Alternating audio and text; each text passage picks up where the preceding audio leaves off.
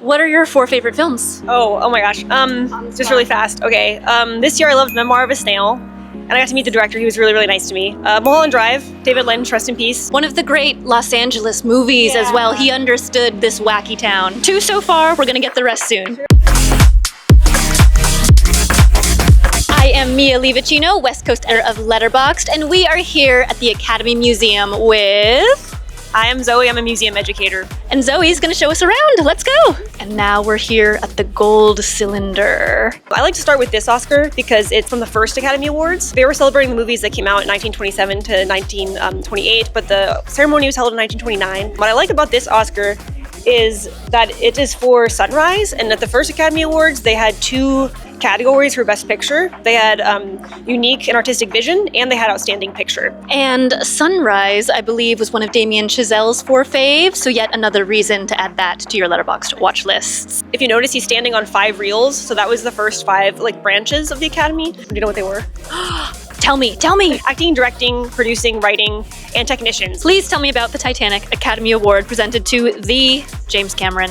Yes, I love this Oscar because it has a lot to say. I think what's really interesting about Titanic is that it is one of the 3 that were nominated for 11, including Ben-Hur and Lord of the Rings Return of the King. Titanic and Lord of the Rings Return of the King are the only 2 films that were the highest grossing film that year that also won Best Picture. I have this pretty cool picture that's, well, I think it's cool, of the VHS screeners they would have sent to the Academy voters, which I think is neat. Now they can just, it's all online, but I like this double VHS tape feature. Tell me about this empty Oscars case. Yeah, so this is showing Hattie McDaniel's space where her Oscar would have been. Her Oscar's been missing since the 1970s after she donated it to Howard University. Hattie was the first Black person to win an Oscar. The Oscar ceremony that year took place in the Ambassador Hotel, Coconut Grove, and that did not allow Black people to be there, so they made an exception. They did not see her with Clark Gable and Vivian Leigh, who were at the front. They had her all the way in the back. Here at the Academy, we celebrate a lot of our diverse wins, but as of 2024, I have a little chart here. Less than 2% of the nominees were women of color.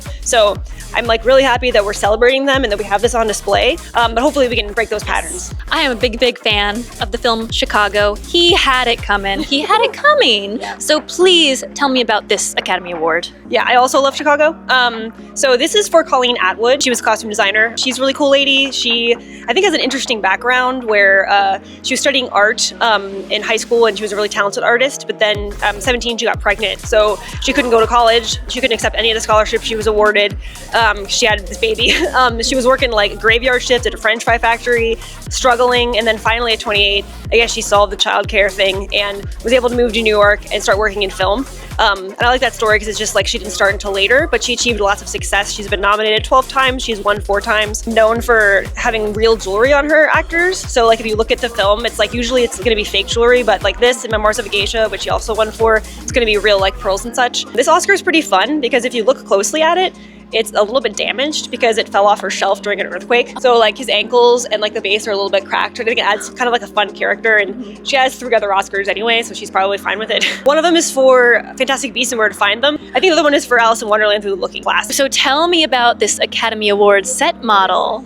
Yes, so they do these at the stages. So this is the one from the one when Chicago won Best Picture. This was a production designer, Roy Christopher, and he did a lot of Academy stages. He won a lot of Emmys and for this work. And what I like about it is that we don't really often think about all the creative people behind the show. They're putting the show on. So I think we can kind of see that with this. And also, his wife is a set decorator, and she would always design the green room whenever he would design the stage. And I just think that's really cute. Yeah, that is cute.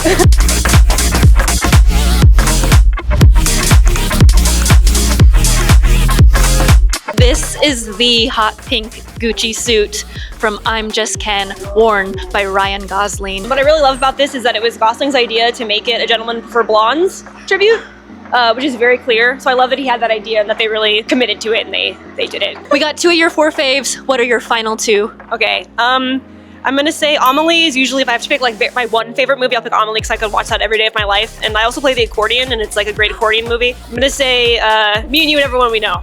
Nice! Yeah. You finished just in time as we finish our escalator ride. And may I present you with something even more prestigious than an Academy Award? Letterboxd patron, of course. This is a dream come true. Thank you, Letterboxd. You're my fave. Thank you so much for coming along with us to the Academy Museum, and we'll see you at the next Letterboxd Visits.